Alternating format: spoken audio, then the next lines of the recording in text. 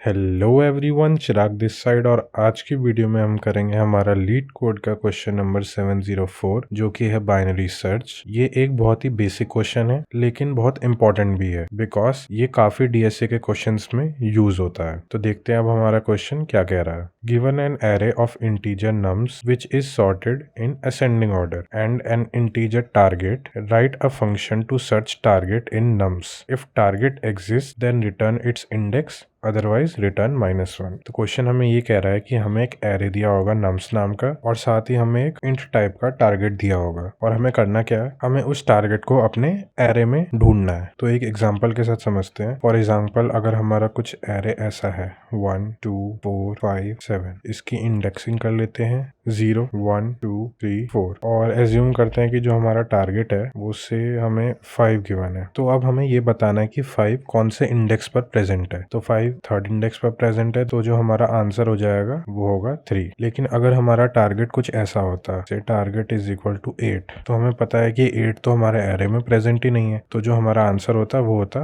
-1। तो देखते हैं अब हम बाइनरी सर्च को कैसे इम्प्लीमेंट करेंगे। तो बाइनरी सर्च लगाने के लिए हमें एक ही कंडीशन की नीड होती है। वो क्या होती है कि जो हमारा फंक्शन है वो मोनोटॉनिक होना चाहिए। मोनोटॉनिक का क्या मतलब होता है, या तो वो इंक्रीजिंग हो या फिर वो डिक्रीजिंग हो। जैसे इस क्वेश्चन में हमें बता रखा है कि हमारा एरे सॉर्टेड है असेंडिंग ऑर्डर में, यानी वो एक इंक्रीजिंग एरे है, तो वहाँ पे बाइनरी सर्च लग सकता है। अब हम एक एग्जाम्पल के थ्रू समझते हैं कि बाइनरी सर्च कैसे काम करता है। फॉर एग्जाम्पल हमें कुछ ऐसा एरे दिया है 1 2 5 7 9। इसकी इंडेक्सिंग कर लेते हैं जरा 0 1 2 3 4 और एज्यूम करो कि जो हमें अपना टारगेट एलिमेंट दिया है वो दिया है अपना 7। तो हमें पता लगाना है कि 7 जो है वो इस एरे में कहाँ पर आ रहा है। तो सबसे पहला काम हम क्या करेंगे, सबसे पहले हम इसका मिड निकालेंगे। अब मिड निकालने के लिए हमें स्टार्ट पॉइंट और एंड पॉइंट भी चाहिए, तो इसको हम बोल देंगे कि ये अपना स्टार्ट पॉइंट है और ये हो जाएगा अपना एंड पॉइंट। तो अब हम मिड निकालेंगे। मिड हम कैसे निकालेंगे, स्टार्ट प्लस एंड बाय 2। तो इससे अपना जो मिड है वो 0 + 4 बाय 2,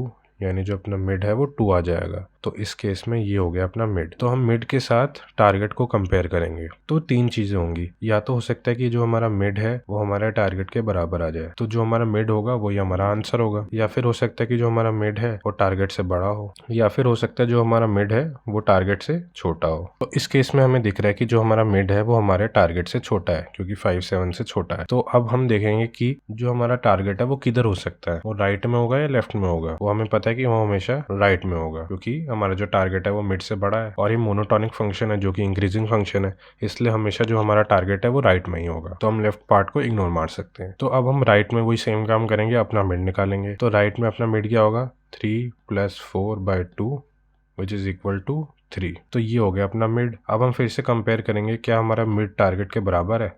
हाँ, इस केस में जो हमारा मिड आ रहा है वो टारगेट के बराबर है, तो हम मिड को ही रिटर्न करा देंगे, या फिर आंसर में मिड स्टोर कर लेंगे और उसको रिटर्न करा देंगे। तो चलो अब इसको एक और एग्जांपल से समझते हैं तो थोड़ा और क्लियर होगा। तो फॉर एग्जांपल हमारा एरे है 3 5 7 8 11। इसकी अगर हम इंडेक्सिंग करें तो होगी 0 1 2 3 4 और हम एज्यूम करते हैं कि जो हमारा टारगेट है वो हमें दिया है इस बार 11।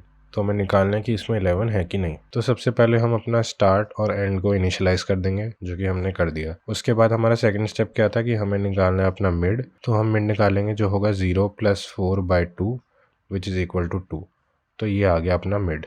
तो इसके बाद हम कंपेयर करेंगे कि जो हमारी मिड पे वैल्यू पड़ी है वो क्या टारगेट के बराबर है, कम है या ज़्यादा है।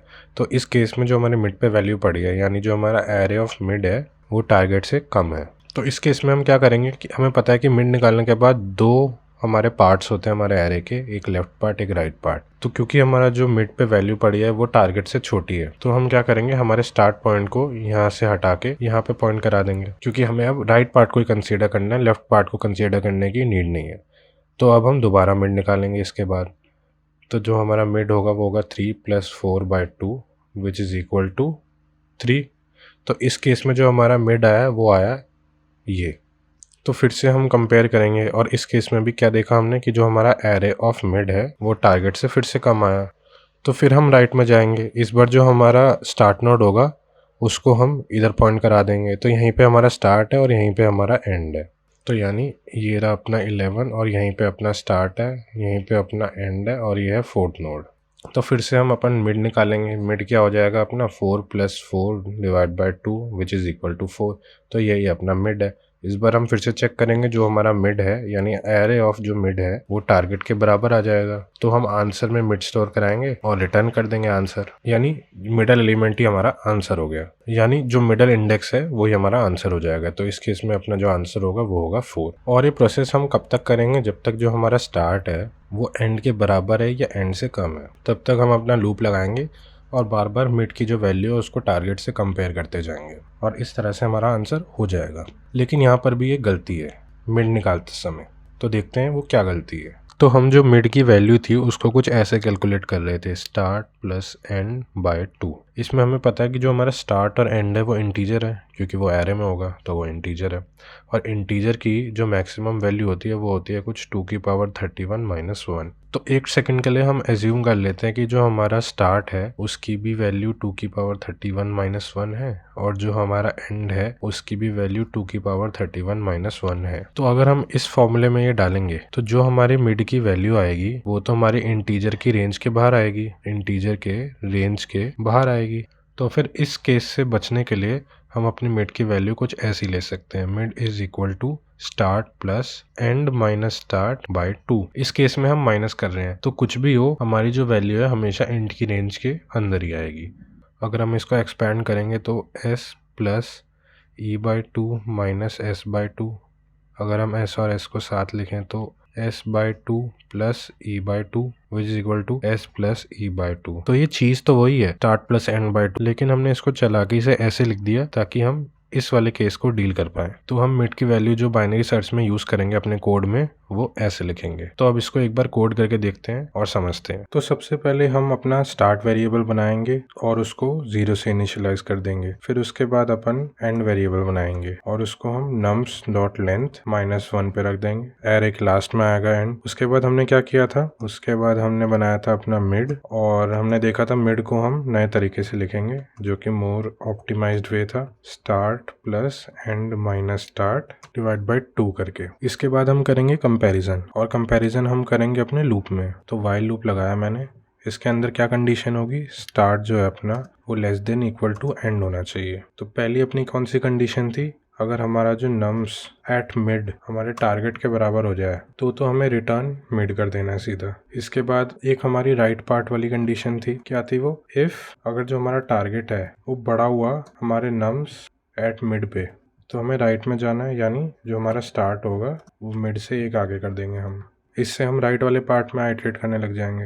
एल्स हम लेफ्ट पार्ट में जाएंगे। हम लेफ्ट पार्ट में कब जाएंगे, जब जो हमारा टारगेट है किससे कम होगा, हमारे नम्स एट मिड से कम होगा तो हम लेफ्ट में जाएंगे। और लेफ्ट में जाने के लिए हम क्या करेंगे, जो हमारा एंड होगा उसको हम मिड के एक पहले रख देंगे। इसके बाद मिड को हम कर देंगे update start plus end minus start by 2 से और लूप के बाहर निकल के रिटर्न -1, यानी हमें अपना जो टारगेट है वो एरे में नहीं मिला। अब एक बार इसको रन करके देखते हैं और ये दोनों केसेस के लिए चल गया। अब एक बार इसको सबमिट करके देखते हैं और ये सबमिट भी हो गया। तो चलो अब इसकी टाइम कॉम्प्लेक्सिटी के बारे में बात कर लेते हैं। तो फॉर एग्जांपल हमारे पास एक एरे है जिसका साइज है n, ठीक है, और हमें इस पर बाइनरी सर्च लगाना है। तो एक स्टेप बाद हमारा साइज क्या होगा, हमारा साइज हो जाएगा n/2। उसके अगले आइट्रेशन में जो हमारा साइज हो जाएगा वो हो जाएगा n/4, उसके अगले में n/8 और ऐसे ऐसे करके जो हमारा साइज हो जाएगा वो हो जाएगा n/2 की पावर k। 2 की पावर ये तो घट रही है ना, जैसे ये है n/2 की पावर 2, n/2 की पावर 4, ये n/2 की पावर 1। तो ऐसे ऐसे करके लास्ट में जो हमारा साइज होगा वो होगा n/2 की power k which is equal to 1, क्योंकि हमारा एरे का साइज क्या बचेगा लास्ट में, 1 ही तो बचेगा। तो अगर हम इसको इक्वेट करें तो हो जाएगा n/2 की power k is equal to 1 और n इज इक्वल टू 2 की पावर k। तो जो हमारा k होगा वो होगा log n। तो फिर बाइनरी सर्च की जो हमारी टाइम कॉम्प्लेक्सिटी आई वो आई O ऑफ log n।